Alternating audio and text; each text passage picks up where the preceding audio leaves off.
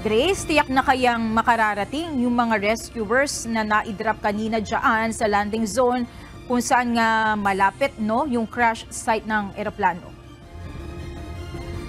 Yes, Monica, posibleng marating na bukas ng umaga ng mga rescuers ang crash site na kinaroroonan ng bumagsak na Piper Cherokee plane sa kabundukan ng Sierra Madre sa may bahagi ng Barangay Casala sa San Mariano, Isabela.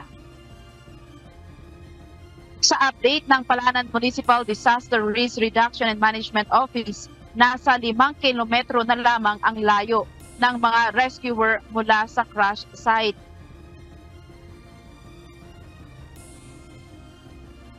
Naglakad naman yung mga rescuer namin kaninang umaga pa. So itong isang team ng mga rescuer ng Tispo, nagbato sila ng nila ngayon na mula dun sa crash site is nasa 5 kilometers na lang yung layo. Gayunman, masyado pa ring matarik at mahirap ang daang tatahakin ng mga rescuer bago marating ang lugar na kinaroroonan ng bumagsak na eroplano. Pero yung terrain na tatahakin nila, mahirap pa. Sabihin mo kahit 5 kilometers na lang, bundok na mataas pababa.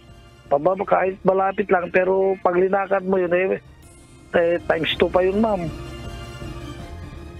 Samantala sa update ng Incident Management Team ng Isabela PD-RRMO, kinumpirma ng mga ito na narating na ng parajumpers ng Philippine Air Force at 4 pang rescuers ang landing zone na malapit sa paanan ng bundok na kinaroroonan ng bumagsak na eroplano. Ang mga ito ay ibinaba sa pamamagitan ng Sokol helicopter ng Philippine Air Force upang mas mabilis na marating ang crash site. Kahapon ng umaga ay matagumpay na natagpuan ang eksaktong lokasyon ng Piper plane na 6 na araw nang nawawala.